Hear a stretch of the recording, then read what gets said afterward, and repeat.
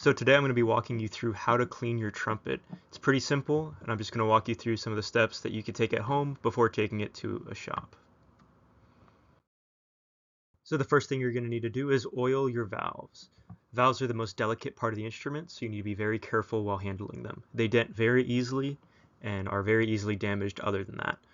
Oiling regularly helps your instrument keep moving well and overall helps prevent any issues from occurring. To oil your valves, what you're going to need to do is unscrew the top area of the valve. That's this area right here, and lift up on the trumpet valve. You won't need to take the valves the entire way out. This can help you keep from damaging the valve. Only need to lift it about this much out of the trumpet and just apply oil right on this area right here.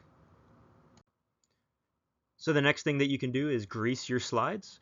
This is going to keep your slides from freezing up and not moving well on you. This is one of the most important things to keep your trumpet working well. To grease the slides, what you're going to do is get a little bit of slide grease and you're going to put it on your finger and you're going to rub the grease onto the brass sections of the instrument, such as right here on the instrument and right here. You're going to want to do this for your thumb saddle, your third valve slide, and your tuning slide. All three of them get the grease the exact same way. If you get to this point and your valves still aren't moving correctly, you'll need to carefully remove the valves and place them into warm water with dish soap. This water should never be hot because hot water can take some protective coatings off the valves and instrument that keep your instrument working well, and if we lose those coatings, you're going to have a lot more issues than just your valves being stuck. As you're putting your valves into this warm water, you only want to submerge to the silver area of the valve.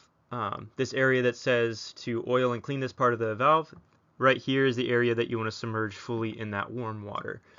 And the Dawn dish soap is going to help break down a lot of that oil and grease that gets on these valves, as well as some of those food particles as well that could be causing your valves to freeze up.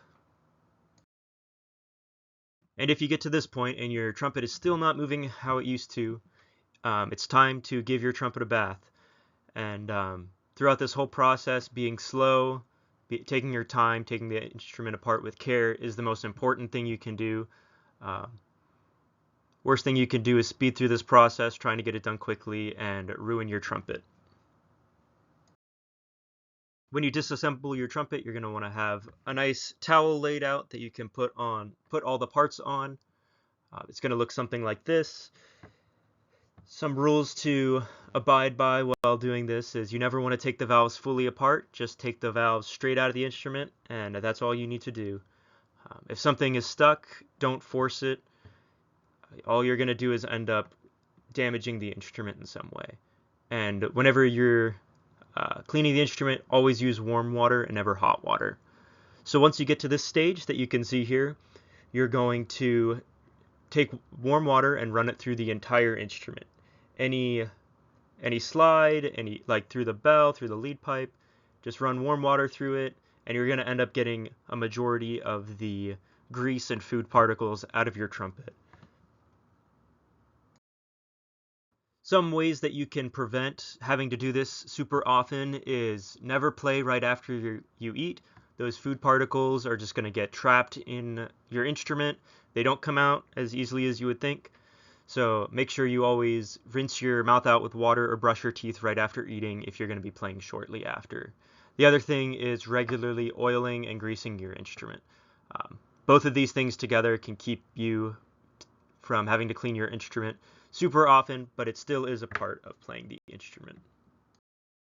So for this next part, I'm going to show you what it looks like when someone doesn't wash their mouth out or brush their teeth before playing their instrument.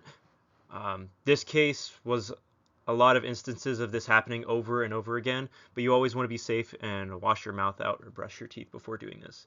If you get easily sick, I'd recommend just turning around or skipping ahead a little bit. This has emotionally scarred me in the past, so I want to prevent any cases of that occurring again. So these particles right here are a combination of food, grease, oil, and bacteria. They kind of just clump together, get stuck in the instrument. They don't come out too easily. This one I decided to name Fred. Fred does not smell very good, so you want to get him out of the area as soon as possible. Evict him, send him back on his way in the trash. Um, if you do that, your instrument's going to start smelling better. Fred isn't too offended. That's not actually his home. He would much rather be in the trash where he fits in. But yeah, this is what it looks like. So always be brushing your teeth and washing your mouth out before you play your instrument. So to wrap up, by keeping your instrument well maintained and well cleaned, overall you're just going to find that you have less frustration, your instrument's working better for you, you're going to end up sounding better because there's nothing inhibiting that sound from being as good as it can be, and your playing is going to become more efficient. So if you keep all these things in mind as you are playing your instrument, give your instrument the proper care and cleaning it deserves, and overall you're just going to have better outcomes in the end.